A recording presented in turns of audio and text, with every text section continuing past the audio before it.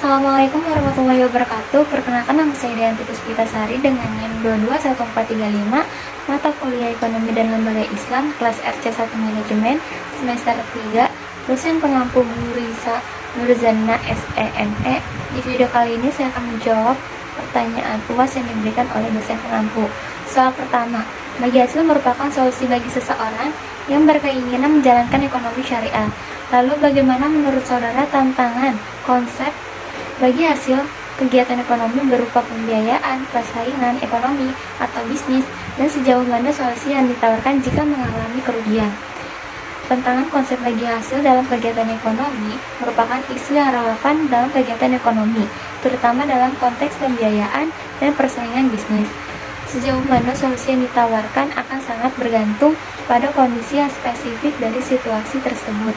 Dalam konteks pembiayaan dalam kegiatan ekonomi, tantangan konsep bagi hasil bisa muncul dalam skema pembiayaan profit sharing, di mana pembagian keuntungan antara pihak yang memberi dana dan pihak yang memanfaatkannya menjadi isu krusial.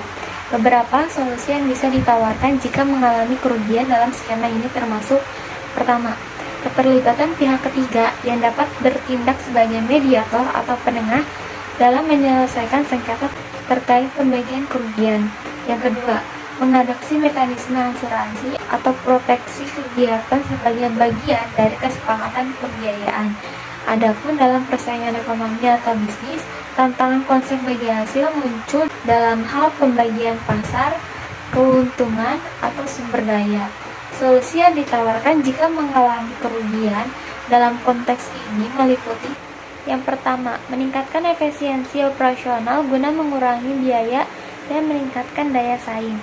Yang kedua, mengembangkan strategi pemasaran dan penjualan yang inovatif untuk meningkatkan pangsa pasar dan pendapatan.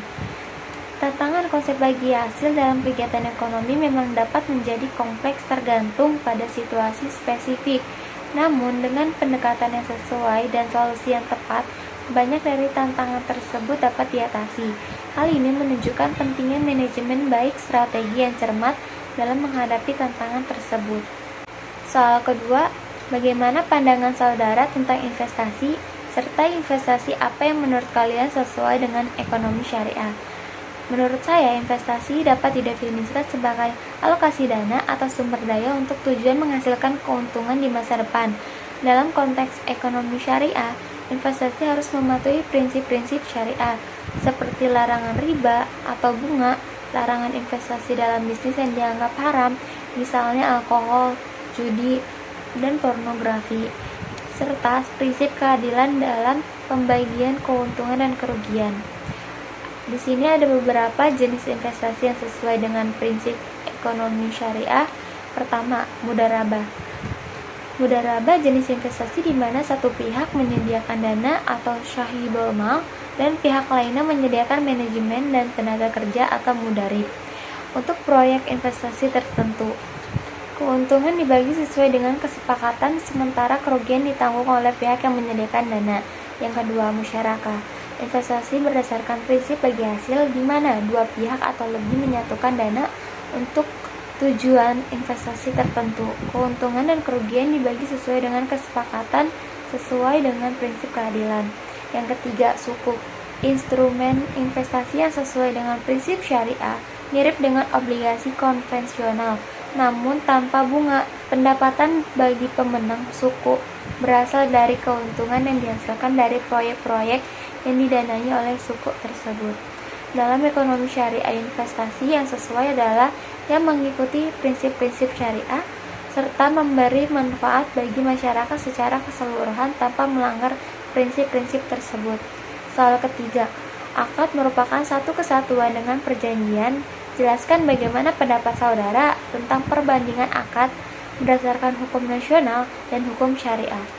Menurut saya, perbandingan akad berdasarkan hukum nasional dan hukum syariah dalam konteks hukum nasional, akad umumnya didasarkan pada prinsip-prinsip hukum yang telah ditetapkan oleh suatu negara.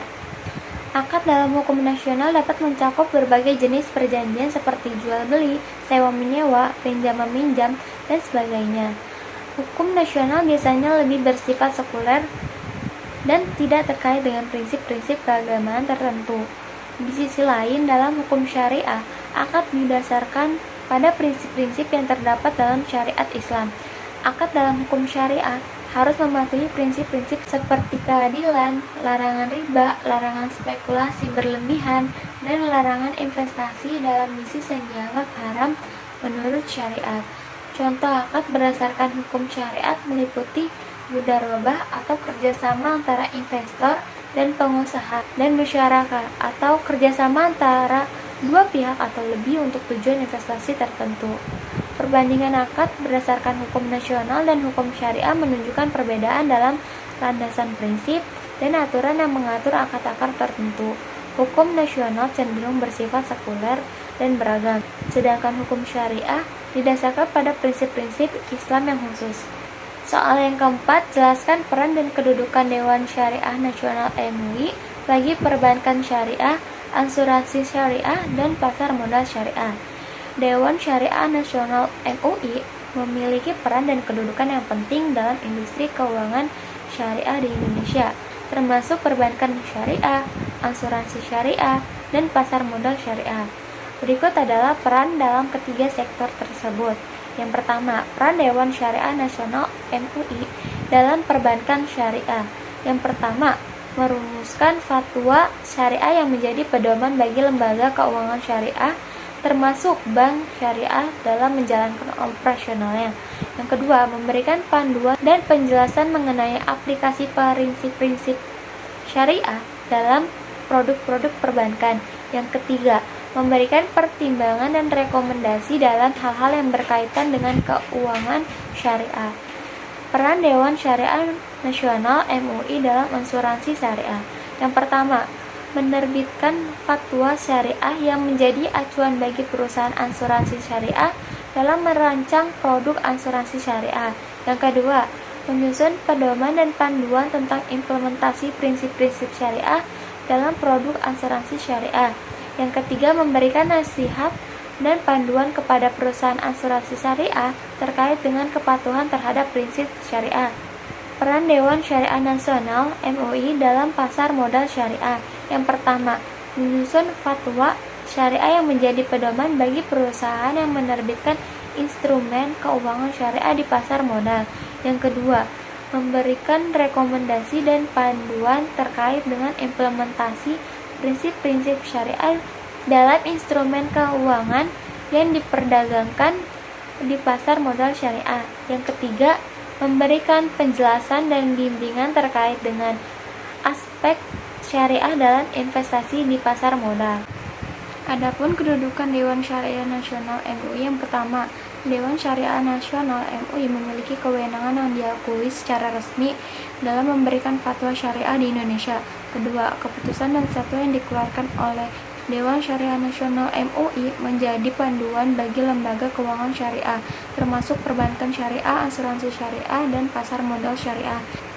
Yang ketiga, Dewan Syariah Nasional MUI memiliki peran penting dalam memastikan kepatuhan terhadap prinsip-prinsip syariah dalam berbagai transaksi keuangan di sektor-sektor tertentu. Demikian video dari saya, kurang lebihnya mohon maaf. Wassalamualaikum warahmatullahi wabarakatuh. Bye-bye.